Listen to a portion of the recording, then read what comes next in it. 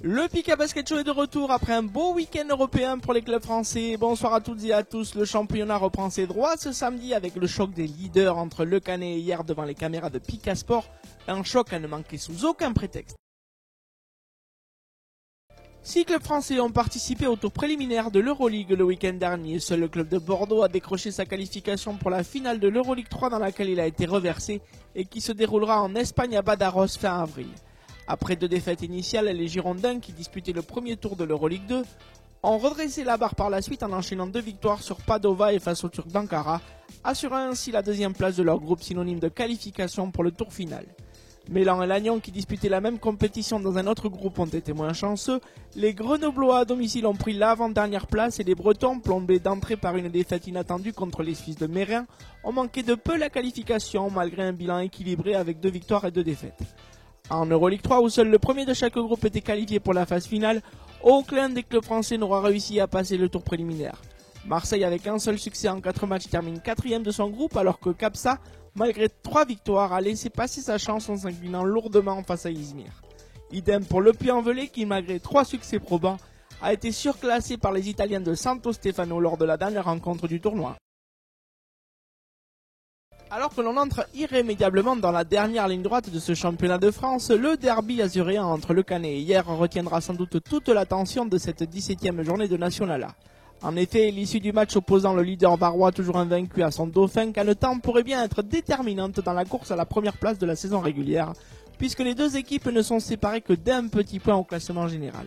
Battus de 13 longueurs à l'aller, les Hornets devront se surpasser à domicile pour mettre fin à l'invincibilité des Hyérois et aussi tenter de récupérer le point d'avérage sur l'ensemble des 2 rencontres. Les résultats des autres confrontations de cette journée, quels qu'ils soient, ne devraient pas foncièrement bousculer le classement à 6 journées de la fin, même si Saint-Avold en voyage à Lyon et Le Puy qui se rend à Bordeaux n'auront absolument pas le droit à l'erreur. Idem pour Toulouse qui accueille Gennevilliers avec méfiance au vu de sa courte victoire au match aller, tout comme Marseille face à Strasbourg. Enfin, le CSMO partira logiquement favori lors de la réception de Lannion à la salle Christian Roussel samedi. Depuis le début de saison, il affole la National A à chaque sortie avec des statistiques d'un autre monde. Plus de 31 points de moyenne, dépassant par 3 fois la barre des 40 points avec un double record à 45 s'il vous plaît. Il est le leader naturel d'attaque d'une équipe de Hyères qui a survolé jusqu'ici le championnat. Vous l'avez reconnu, notre invité cette semaine n'est autre que le pistolero au main d'or Nicolas Joanser, qui s'est confié au micro du Pika Basket Show à la veille de se déplacer au Canet pour un nouveau test en haute altitude pour le leader hyérois à 2 mois du Final Four. Nicolas Joanser, pour la première fois dans le Pika Basket Show. Comme on se dit, de toute façon, si on veut être champion, il faut battre tout le monde, que ce soit en demi-finale, en finale, que ce soit Meaux, Le Canet ou même le Puy. Il faudra les battre si on veut être champion. Donc, on va prendre ce match comme n'importe quel match de la saison. Ça reste des matchs de haut niveau et comme tout sportif qui est compétiteur, c'est ce qu'on cherche, jouer ce genre de rencontres. On n'a pas le choix, on est obligé de se surpasser et c'est ça qu'on recherche en tant que compétiteur. Le Canet ou Le Canet Hyères, ça a toujours été fait des beaux matchs de basket. Pas forcément des scores serrés où des fois c'est un peu pas forcément beau à avoir joué.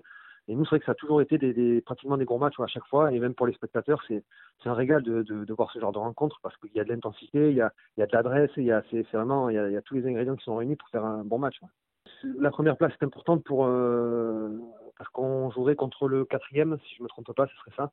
Donc c'est sûr qu'il vaut mieux prendre le 4e que le 2e.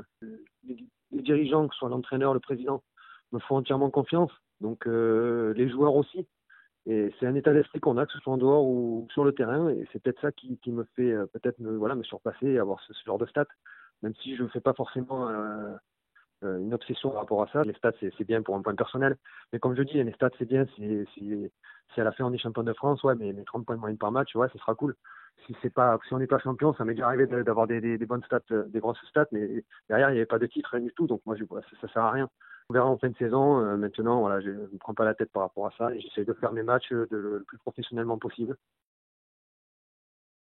Ce Pika Basket Show en ouverture de la 17e journée de National A est désormais terminé. On vous l'a dit, ne manquez surtout pas demain à partir de 16h50 la retransmission en direct sur Pika Sport du derby azuréen, du crunch entre les 2 leaders incontestés. Le Canet reçoit Hyères à la salle Maillan. On a tous hâte d'y être, vous aussi sans doute. Alors on vous donne rendez-vous demain. Salut!